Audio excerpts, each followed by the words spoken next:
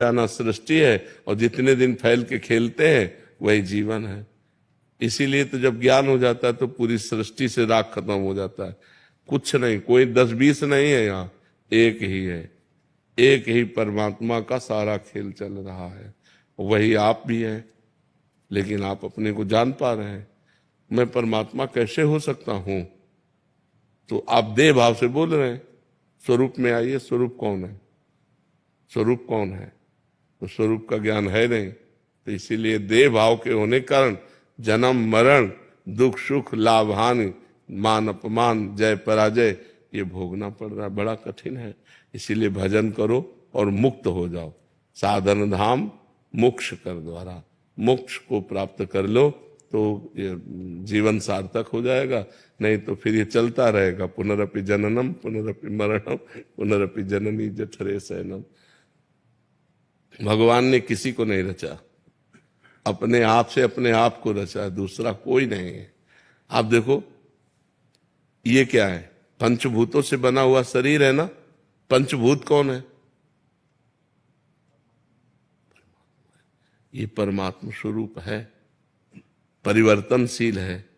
और एक परमात्मा स्वरूप भगवान की दो प्रकृति है, एक परा एक अपरा। जो शरीर है ये भगवान की एक प्रकृति है, जो स्वरूप है वो आप है। वही जो आप में स्वरूप वही आप में, वही आप में, वही आप में, वही एक ही है। जैसे करणों के कारण देखने में बिजली कई प्रकार की दिखाई देती है।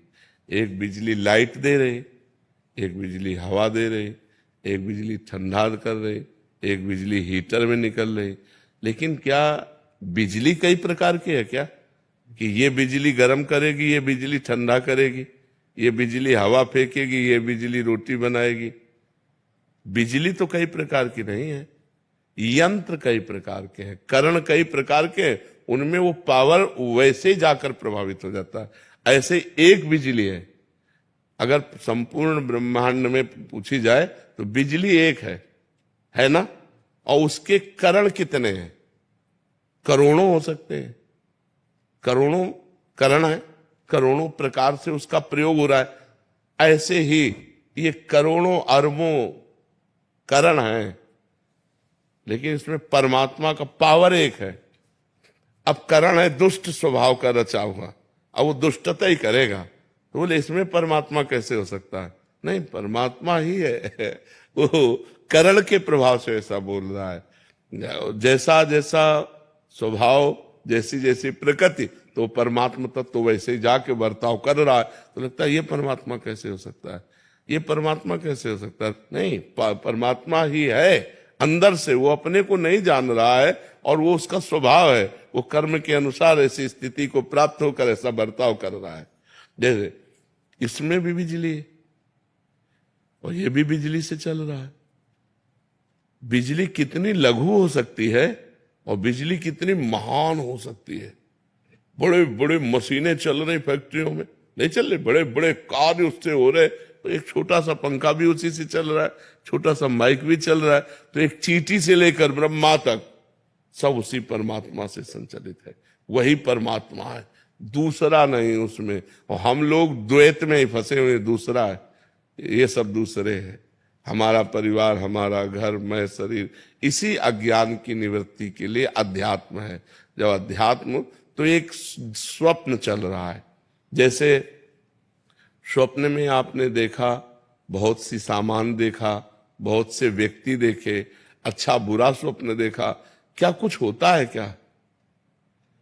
तो ये कब पता चलता है? स्वप्न देखने के समय पता चलता है क्या? हाँ, जब हम जगते हैं तब हमको पता चलता है कि वो झूठा था, उसमें कुछ भी सत्य नहीं था, उसमें कोई नहीं था, एक मन ही हमारा केवल सब कुछ रचे हुए था। ऐसे ही जब हम ज्ञान में जागते हैं तो कुछ नहीं है, एक परमात्मा ही परमात्मा है। वासुदेवा सर्वमिति सा महात्मा सुदुर्लभा, बहूनाम जन्म नावन्ते ज्ञानवान माम प्रपद्यते, वासुदेवा सर्वमित सा महात्मा सुदुर्लभा। बहुत जन्मों की साधना के बाद जब ये ज्ञान प्राप्त होता है कि एकमात्र भगवान वासुदेव ही विराजमान है, दूसरा कोई नहीं, सब वासुदेव। सर्वम खलमिदम ब्रह्म, सब ब्रह्म। अब कहां परेशानी? वो अपने आप में अपना सृजन कर रहा है, पालन कर रहा है, विनाश कर रहा है, ये स्वप्न है। उमा कहूं मैं अनुभव अपना, सत हरि भजन जगत सब। तो स्वप्ने में हम सब कुछ देख रहे हैं। एक जागृत अवस्था जो हम